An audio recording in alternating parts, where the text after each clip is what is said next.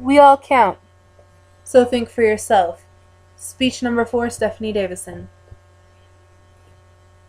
The whole situation in the news with the white guy who shot the black guy, it's been bothering me that it's not a big issue about the crime itself of what happened. It's more about the race and how all white people are racist. So I'm here to talk about how racist issues are still alive in society and we need to stop bringing it up to end it completely. First, we're going to talk about how racism stems from the lack of knowledge, of understanding what makes us all the same and what makes us different. It's not the color of our skin because it's just one giant organ. And it's not anything inside of you. Because you have one of these, I have one of these. You have every body part that is in this book. Everything that this book talks about, you and I have. Plain and simple. There's nothing different about us but our skin color. And that shouldn't even really matter. What makes us different is our capability of thinking with one of these, called a brain. Or a cranium. If you really want to be more technological. And we need to realize our thinking and our way of life is what hinders us from moving on, moving forward. And it's sad that we can't move forward. And that this whole situation on the white kid who shot the black kid, it shouldn't even be about that. It should be about, did he commit a crime and somebody's dead. So I'm going to read to you from my friend, Gaines. He is black. So I'm not saying I'm a black man in this speech. Just so you get straight. And I thought this was very relevant with what I'm talking about. I've been following the Brown case, and I'd have to say, as a community, we can't always put the blame on other races for everything that happens to us. We've played the card for too long, and it makes us seem weak. As much as I hate to see any young man die, not just black, but all men, I feel as a black man that we need to reevaluate ourselves. I do understand both sides of the argument.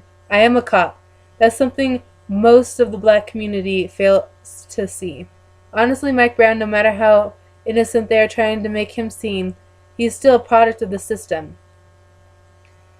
And his peers, and with his size and strength, was a problem for any man. The officer perceived him as a threat, and I can see why. The officer's actions were the same that many police and myself would have taken in an active resistance struggle with a suspect of his size and aggression, which I agree with. With all this said, I still believe all this could have been avoided. As a community, it's time to take responsibility for our actions because it seems the only people stopping us from being great and respected is ourselves. It's the truth. We hinder ourselves from moving forward. We are a product of ignorance. We are a product of our own worst demon. So I want us to focus on good things that we have done all together. We've created stoplights. As people, we've created so much in this world.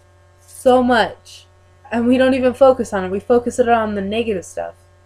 As human beings, we thrive with drama. We thrive with trying to fit in. And maybe that stems from us trying to, back in the day, be the fittest to survive. Because there's no serious threat to us right now besides our own selves. But I'm going to point out that the NCAAP was founded by both black and white people. Together they formed a group of people who are supposed to fight against racism. Not just for black rights, but everybody. And it seems that they've probably more led on to the black rights, and they might be the issue now with how racist things are being done. Because I didn't own slaves, I don't know anyone who does own slaves, and my family was part of the Underground Railroad, so I can't fully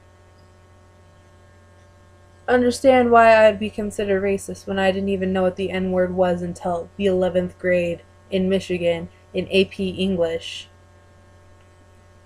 I didn't even know what it was. I thought that word was the color black in Spanish. I didn't know it had another meaning. We put innocent words and we put negative meanings behind them, and it's sad. And then you have Frederick Douglass, who was taught by a white lady to read and write. A lady who could have denied him the learning possibilities, but she didn't, because she went above and beyond this petty crap that's been going on. So basically, it's just time to look at the bright side of everything that's going on. Stop looking at the past and stop blaming people for someone's racist family back in the day, because they have nothing to do with it now. They've learned. They understand. So in conclusion, race is just the color of your skin. It doesn't define who you'll become or who you are. So as a populace of free, independent thinkers, we should stop the racist talk before it starts. It has to begin with you and me. Just like child abuse. You always say because the child got abused, he's going to grow up to be an abuser. No, that child has the option and the choice to change. He can be like his father, or he doesn't have to be like his father. You can be racist, or you don't have to be racist.